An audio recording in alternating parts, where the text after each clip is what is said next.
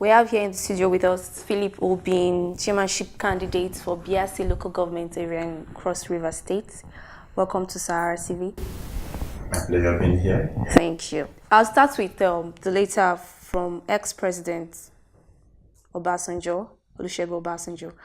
If you did read it, and I'm sure you did, what are your reactions to it? Wow.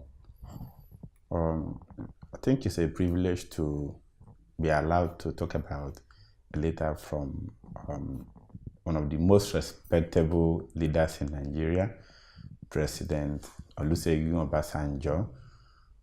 He did raise some very, very important issues in the 13-page letter he wrote, public letter he addressed Nigerians and of course the APC. However, I have my reservations. Like the information minister had replied, I think Chief Obasanjo must have been very busy with activities and is not really in touch with realities on ground. The truth is, Obasanjo was he played a pivotal role, a prominent role in the run-up to the 2015 election, and I think must thank him for his contributions. He's not officially a member of the party, but he supported the party with all he got. And that being said, he has every right to comment on what is happening in Nigeria today. That is to say, he means well for the country and for President Buhari, who is a personal friend. I think that that being said, we cannot adjudge Obasanjo to be better than President Buhari today. We are here in Nigeria with due respect. When Obasanjo was a president, we saw how a sitting governor was practically kidnapped from office under his watch in Nigeria. He commented on a couple of issues which also borders on security. Fortunately, he commended President Buhari for doing well in terms of security. We also have seen the growth of the Nigerian economy. If I must bring us back, I'd like us to look at the root of the economic challenges we have in Nigeria today. Nigeria relied completely on proceeds from crude oil. We relied about 90% on crude oil for our revenues some years ago. And then our foreign earner was basically the same crude for up to 70%. And that brought the hardship we're facing today. The prices of oil crashed. Immediately, President Buhari took over. It crashed from about $100 per barrel to about $30-something per barrel.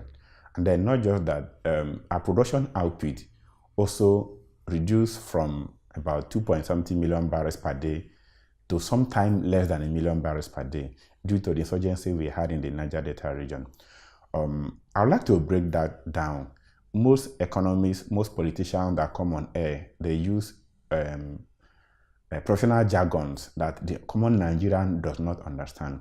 And if I'm allowed to break it down to the understanding of the common Nigerian, I think that simply means that, let's take for example, Nigeria is a father, right, of 36 states with children and wives.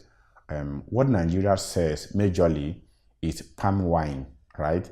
Nigeria is a palm wine tapper. The palm wine tapper sells about 2 million crates of palm wine at the cost of 100 naira per gallon.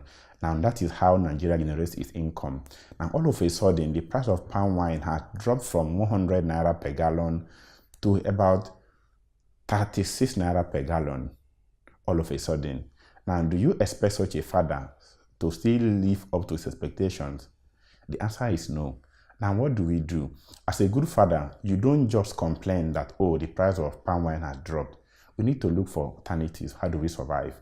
What the government is trying to do is to say, okay, let us look at A, B, C, D, and probably E, and see how we can, change the way we generate income. And the government is saying, okay, let us look towards agriculture and mineral resources. Let us look at infrastructure, capital project. And so what the government is doing is that the government is trying to diversify into agriculture. The government is trying to diversify into mineral resources. That way, we'll have alternative source of generating income as a country. Now, these sectors are not sectors that will immediately pick up. Over the years, Nigeria is known for doing agriculture the old way, using machete and hoe. Now we have to adopt a new way of, going into large-scale farming, and it takes time to learn. It takes time to learn new, crops. Mr. Philip, former President Olusegun Obasanjo said categorically that Yes. he'd like the current President Buhari to not contest, recontest for office 2019. Do you think that's an advice that the presidency would heed to? I am not in the position to say. President Muhammadu Buhari himself has not said yet whether he would like to run for 2019 or not. He has not said it. On the day when there was the Benue killings, I think he was somewhere in the southeast campaigning. No, that's not true. He was not in the southeast to start with. Rather, some governors visited him and endorsed him for a second tenure. All right. Now, even at that, he didn't categorically tell them that he was going to run for 2019. That being said, I also think, with due respect, that President Obasanjo is not in the right position to advise President Muhammadu Buhari to run or not to run. Here is a former president who actually or allegedly tried to run for a third term in a constitution, in a country where the constitution says you can only do second term. Now the same person is coming to tell a president who has just done one term not to go for second term. So I don't know what I'm not getting, what I'm not understanding. The same Obasanjo practically endorsed President Buhari late last year, sometime around October, November. So between October, November and today, I don't know what has changed. But like I said, he reserved the right to comment on issues happening in Nigeria. But I think he's not in the right position to advise President Buhari to run or not to run. From the context of OBJ's letter, he obviously has a dog in the fight, and it's not Atiku and it's not Buhari. What does this mean for the APC? Oh, it means a lot for APC as a party. Another salient point he made was that APC has not done very well in terms of internal democracy, which I will agree with him. The party, a spokesperson has said, the Minister for Information has said, the party has to come together. We need to rearrange internally the party. Yeah, if we must succeed for the long haul, we need to rearrange the party internally. There are so many issues. But I also think that part of the issues we're having in APC today is because we are yet to do a new convention. We are yet to elect new officials into the party. Now, here was a party that was in opposition for a while, all right? And as at the time the composition of the leadership of APC was formed, not so many Nigerians were interested in the party because they never believed it was going to win a national election. So now that this has happened, we need to come back to the drawing board and see how we can, do a new Congress and then fill the offices that needs to be filled with the right person so that we can make progress. But I'm sure before the end of the first quarter of the year, the party will organize a convention and that will be sorted out. Also, former President Olusegun did talk about a coalition for Nigeria. What do you think this also means for the Nigerian intervention movement and the Red Card movement as well? Oh, the Red Card movement, to start with, the Coalition for Nigeria movement, they are talking about the same thing. But if you ask me, I think for me, it doesn't make any sense in a climate like Nigeria. It must be a political party. You cannot say you do not want President Buhari, you do not want APC, you do not want PDP, and so who do you want? Elections are around the corner, less than 2 years.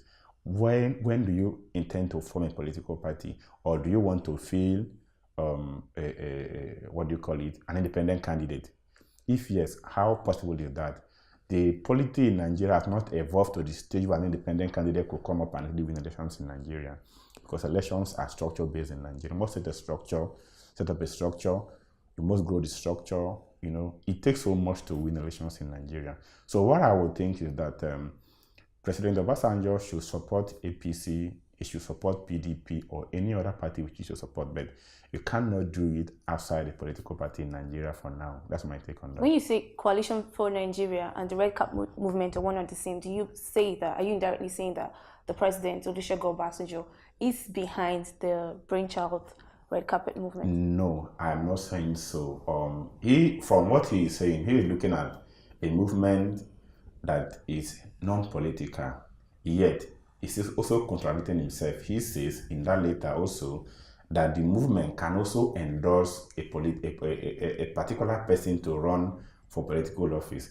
And then he also did say that when the movement becomes an apparatus for bringing up politicians to run elections, he will also opt out. So it's contradictory somehow. Following the president's letter, it's evident that he would obviously not be giving his support to APC.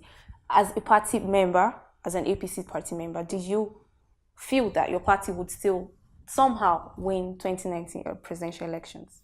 Yes, I am. If there's one thing I'm sure of, is the fact that APC is going to win 2019 election and we're going to win even more states.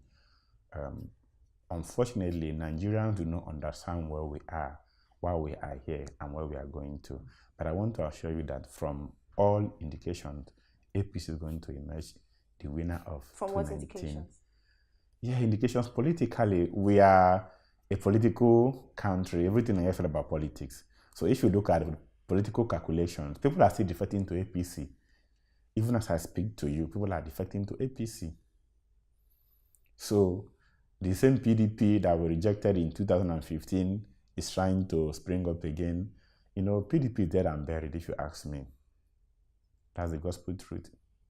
And I'm not just saying I'm going to prove that in the field come 2019. Thank you very much, Mr. Philip Obin, for joining us in the studio. Nice to have had you. Thank you.